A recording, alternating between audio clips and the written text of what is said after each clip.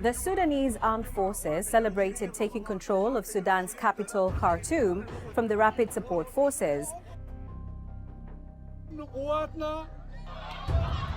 Some have hailed this as a turning point in the war. Could this be the beginning of peace and normality in what the United Nations has called the largest humanitarian crisis in the world? The RSF is still very present in the western region of Sudan. This is the flip side.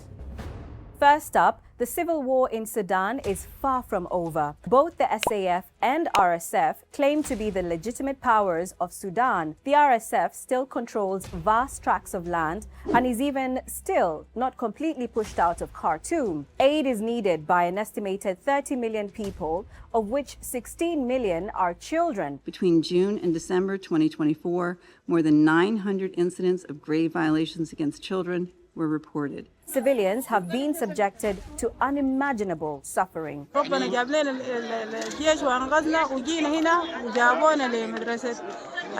هنا الدوحة وبعدك في نحن في مدرسة أبقدوك مش أبقدوك هو قاعدين لهم الليلة في التقاوي والهنا ديل قاعدين بيجيبوا أفعال الخير برضو بيجيبوا الموية بيجيبوا الإفطار قاعدين لكن برضو ما عارفين مصيرنا هسي لهم الليلة. So how close are we really to seeing a semblance of peace and normality? The war will continue if SAF decides that they must eradicate, they must defeat the RSF. As long as the likes of the RSF and their backers and supporters have access to arms and are still somewhat in play, that they've not completely been eradicated or defeated, my fear is that there will always be semblance of violence. Politically, both the SAF and RSF have established parallel governments and both have regional allies. So how likely is it that Sudan could return to the unified state it was before? Sudan's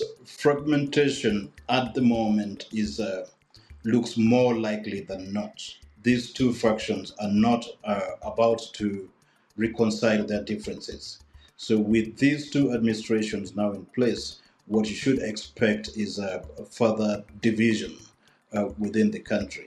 You should expect that as the RSF gets pushed westwards, they're more likely to entrench and more likely to set up a civilian administration in the areas that they occupy.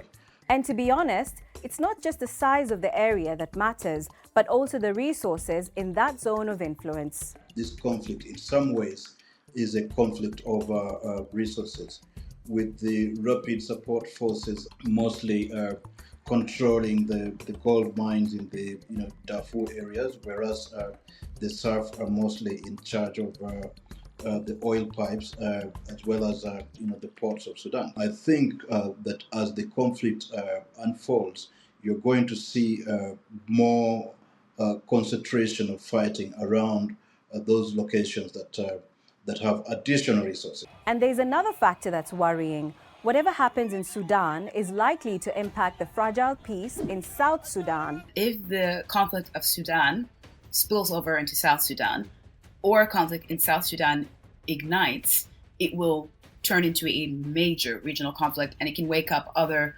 conflicts in the region outside of those two countries. So if the prospects for peace look this dim, how can multilateral efforts by regional players and by Sudanese authorities end the suffering? Because so far, the 2-year civil war seems to suggest martial law has failed. The past 2 years alone have shown that our neighbors do not care for there to be governance or, a sense of calm in the country. Like, as Sudanese, we need to realize that it is in our hands, that we need to ensure that our country, our home, our people, we cannot be played by other actors for their own benefits at our expense. So, in effect, the SAF recapturing Khartoum could mean nothing if a peace deal and demobilization programs are not immediately implemented. And that's the flip side.